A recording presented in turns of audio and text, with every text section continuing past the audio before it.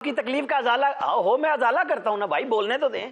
तकलीफ का अजाला अपनी करें, अपनी तकलीफ का अजाला करें ना। आपको तकलीफ है, दुख है कि मियां नवाज शरीफ साहब 3.5 साल से बाहर हैं। आपने मुझसे दुख पूछा, रिपोर्टिंग करते हैं तो रिपोर्टिंग ही करें। आप सुनेंगे, आप फतवे ना लगाएं। जो लाडला 16 महीने रह के गया है, जिसका नाम मियां शहबाज शरीफ था, कभी इस लाडले की भी बात किया करें भाई। नवाज शरीफ की तरफ तो आया ही नहीं। देखें बैरिस्टर साहब, कोई सदर मुमलिकत ने अगर तो किरदार अदा किया होता ना, जो सदर मुमलिकत के मनसब को बनता था जवाज, वो ये था कि जो हुकूमत निकाल के आई थी, गो के उनके ऊपर आइन शिकनी का सुप्रीम कोर्ट ने डिसीजन दिया हुआ है कि उन्होंने असम्बली तोड़ने में कासिम सूरी और खान साहब के साथ बाकायदा कनाइवेंस थी और तोड़ी और उनको आइन शिकन करार दिया गया था। उसके बाद अगर ये अपनी राय बदल लेते और मुफाहमत का रास्ता पॉलिटिकल पार्टियों में निकालने का अदा करते ना, तो आज जो आपकी गुफ्तगू में मुझे दुख नज़र आ रहा है कि अगर ये भी चले जाएंगे सदर साहब पीटीआई का, तो फिर शायद सबको भी दुख होता कि भाई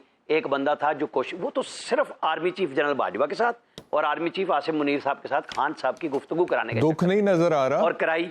दुख नहीं है, दुख नहीं है। चलें ठीक है, मुझे राय है। अब मैं आपको कह दूं कि मुझे आप दुखी लग रहे हैं कि मियां साहब 3.5 साल से बाहर हैं, तो मुझे तो आप दुखी नहीं लग रहे, या मैं आपको ऐसे ही कह दूं। दुख की बात नहीं है, सवाल मेरा ये है, आप सवाल समझ लें कि मैंने एहतराम करूंगा किस पॉइंट ऑफ व्यू से आपसे पूछा है। हमारे मुल्क का जो अलमिया है ना, आमिर लियास राना साहब, नहीं मेरा सवाल आपको समझ नहीं आया ना। आपने जो मुझे कहा, आपको मेरा सवाल समझ नहीं है, मुझे अपना सवाल समझाने दें। सवाल ये है, हमारे मुल्क का जो अलमिया ये है ना कि पिछले खास तौर पे कुछ अरसे से यहाँ पे हो रही है पावर पॉलिटिक्स, और उस पावर पॉलिटिक्स में जो तरजीहात है ना हमारी, वो उसी पावर पॉलिटिक्स के गिर्द घूम रही हैं। और जो असल इश्यूज हैं एक आम पाकिस्तानी के, जिसका मसला रोटी कपड़ा मकान तालीम सेहत इंसाफ है, जिसका बच्चा स्कूल नहीं जा रहा या जिसके दीगर मसाइल है, उसके ऊपर हमारा फोकस है नहीं। ये जो पावर पॉलिटिक्स चली है, इसमें अगर आखिरी पत्ता अब डॉक्टर आरिफ अलवी है और ये भी निकल जाता है और निकल जाए मेरी तरफ से, मुझे किस बात का दुख है भाई, मैं पाकिस्तान तहरीक इंसाफ का मेंबर तो नहीं हूं, तो उसके बाद कम से कम ये जो ग्राउंड है ये क्लियर है।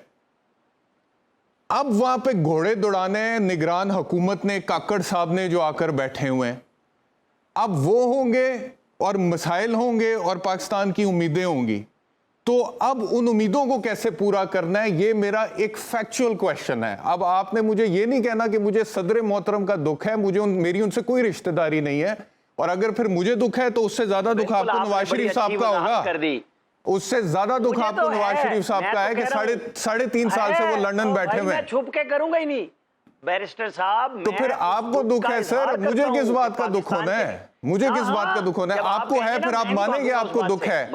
मुझे दुख होता तो मैं भी मान लेता, मैं बात कर रहा हूं ना, मुझे दुख होता मैं भी मान लेता। डॉक्टर आरिफ अलवी, सुने ना मेरी भी बात सुने ना, फिर डॉक्टर आरिफ अलवी को तो मैंने इंटरव्यू के लिए, सुने मेरी बात सुने, अब मेरी बात सुने सर, मेरी भी बात सुने ना सर, आप ही कर रहे हैं जी। डॉक्टर आरिफ अलवी को, डॉक्टर आरिफ अलवी को मैंने एक दफा इंटरव्यू किया है, आमिर साहब एक दफा इंटरव्यू किया है, ठीक है। दूसरी दफा इंटरव्यू करने के लिए मैंने डॉक्टर आरिफ अलवी को रिक्वेस्ट भेजी, इनके प्रेस सेक्रेटरी को, उन्होंने कहा जी सवाल भेज दें वो प्रेसिडेंट साहब के पास। तो इतना तो कंफर्ट लेवल है इनका मेरे जैसे साफियों के साथ, जिनके बारे में पता होता है कि इन्होंने सवाल जो है अपनी मर्जी के पूछने, तो मुझे किस बात का दुख होगा डॉक्टर आरिफ अलवी का?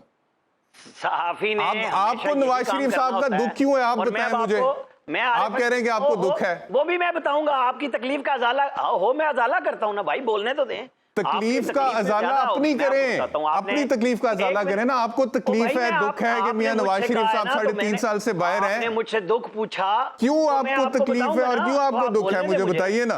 अरे भाई, अब भाई मैं बताता हूं ना, मैं आपको बताता हूं। जी बताएं क्यों तकलीफ है, क्यों दुख है। जब आप सदर पाकिस्तान के ऊपर मनसब पे बात करते हैं ना, तो जो बात हमारे यहां बैठे हुए हसन मुर्तजा साहब ने नहीं की, वो मैं कहता हूं, शायद वो जहन से निकल गई, वरना हमेशा कहते हैं।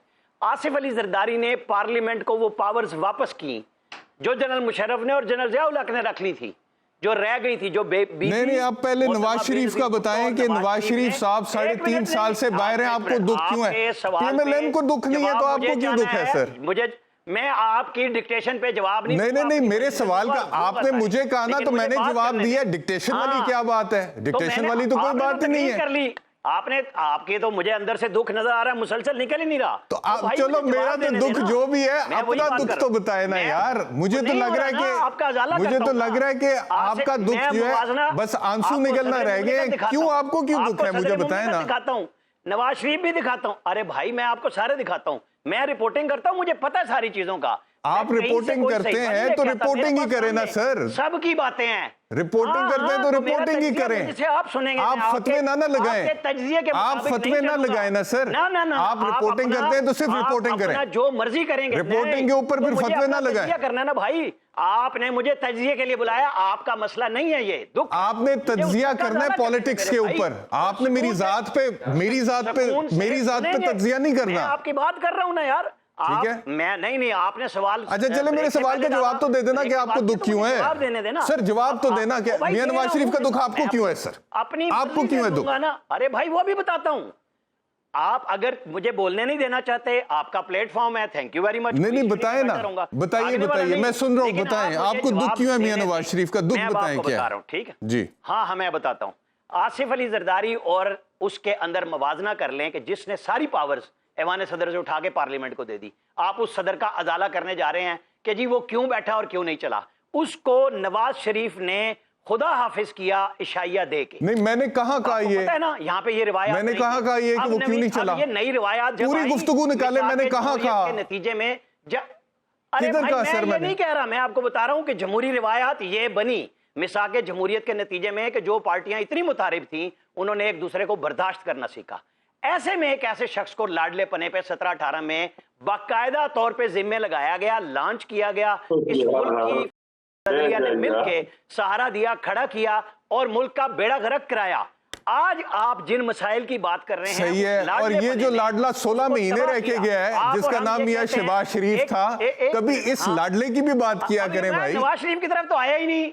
मुझे इस लाडले की भी तो बात, एक लाडला आपको नजर आता है, करने के लिए ये जो दूसरा लाडला, कभी इसकी भी बात किया करो यार। जिन्होंने आपके दुख का उजाला करता हूं, नवाज शरीफ पे आने दे, शहबाज शरीफ पे भी आऊंगा, परेशान ना हो आप। शहबाज शरीफ का दुख आपको जरा ज्यादा ही होगा मेरे ख्याल में। नवाज शरीफ ने इस मुल्क को उस वक्त चलाया जब उसके ऊपर नश्तर चलाए गए कि उसने सिंध पीपल्स पार्टी के हवाले कर दिया, वो क्यों नहीं कर रहा, फलां नहीं कर रहा। उसने कहा हमने जो मुआहदा किया था उसको चलाएंगे, इस मुल्क को खड़ा किया, रजीम चेंज की, पाकिस्तान का बेड़ा गर्क किया, जिसकी बुनियाद पे आज हम इतने बड़े मसाइल में आए हैं कि शहबाज कौन सी फौज ने रजीम चेंज की? कौन सी फौज ने रजीम चेंज की? अब अगले दुख पे आ रहा हूं सर, कौन सी फौज ने रजीम चेंज की? सुप्रीम कोर्ट ने मियां नवाज शरीफ को नाअहल किया। और भाई सुप्रीम कोर्ट साथ थी, जनरल बाजवा के इंटरव्यूज आ चुके, बातें बता चुके कि हमने कैसे किया। इंडिया ने 2016 में कहा कि पाकिस्तान का वजीर आजम 2017 में अदलिया के जरिए निकाला जाएगा। सबको पता था कि क्या हो रहा है इस पाकिस्तान में। अच्छा, आप ये कह रहे हैं कि जनरल बाजवा ने सुप्रीम कोर्ट के जरिए मियां नवाज शरीफ को निकलवाया? आप ये कह रहे हैं जनरल बाजवा ने, जिन लोगों ने, ओ भाई बात तो सुन लेना, सवाल का तो जवाब देना। मेरे पास आए कि जनाब पहले इसको नायल करो, इसको जेल में डालो, फिर इलेक्शन कराओ, वरना हम नहीं जीतेंगे। अच्छा चलो चलो से करना चाहते हैं जरूर कीजिए। चलो आप कहते हैं कि जनरल बाजवा ने सुप्रीम कोर्ट के जरिए मियां नवाज शरीफ को निकलवाया, जवाब देता। ठीक है, आप ये कह रहे हैं भाई, तो वो साकिब निसार एंड को सारे खुल के आ चुके हैं। अच्छा चलो भाई, अगर आप ये कहते हैं तो मुझे ये बताइए आमिर इलियास राना साहब, इस चीज की जनरल बाजवा के हवाले से तो आपको, सर सुन तो लेना, मेरी भी बात सुन लेना, आप बता देना। चले अब आप बोलें पहले। अरे भाई अभी मैं शहबाज शरीफ पे नहीं आया, आप फिर बीच में आ गए, मैं बात कर रहा हूँ ना। नहीं, इसकी एक बात, सवाल आपने सुनना है। अभी ने तैयार किया, शहबाज शरीफ को किया, नहीं मैं करूंगा, मुझे बात पूरी, अब ताकि आपका 2-3 सवालों का इकट्ठे जवाब हो जाए फिर आप करें। शहबाज शरीफ को इकट्ठा किया किसने? जरदारी साहब ने। नवाज शरीफ को मनाया जरदारी साहब ने। सब ने मिल के अदम एतमाद पे आए और आपके सामने वो सारी अदम एतमाद जिस पे अभी सारे लोग कह रहे हैं कि हम 13 थे, मुतारिब हैं, कोई इंतखाबी मंशूर इकट्ठा नहीं था और आज भी नहीं है।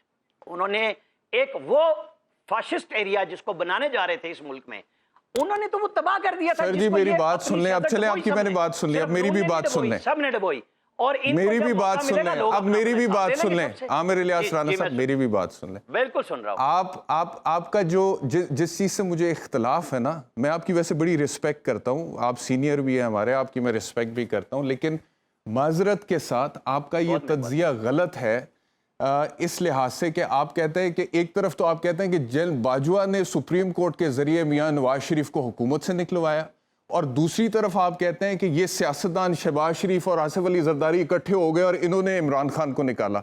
वहां पे आप एस्टैब्लिशमेंट का रोल बिल्कुल माइनस कर देते हैं। आप इतने मासूम नहीं हैं, आपको पता है एस्टैब्लिशमेंट बड़ा तगड़ा स्टेक होल्डर है। अगर आप एस्टैब्लिशमेंट को मुर्द इल्जाम ठहराते हैं ना मियां नवाज शरीफ के निकाले जाने पे, तो यहां पर भी पूरी ईमानदारी के साथ काम लें सर यहां पर भी पूरी ईमानदारी के साथ काम लें, यहां पर भी पूरी ईमानदारी के साथ काम लें। इतने तगड़े नहीं थे मियां शहबाज साहब, भाई मैंने तो ये नाम जरदारी साहब कि ये इकट्ठे हो जाते। वो जो इत्तेहादी स्लिप किए थे ना सर, वो जो इत्तेहादी स्लिप किए थे वो नवाज शरीफ शहबाज शरीफ जरदारी का काम नहीं था सर, ये लोग नहीं कर सकते थे इत्तेहादियों को स्लिप।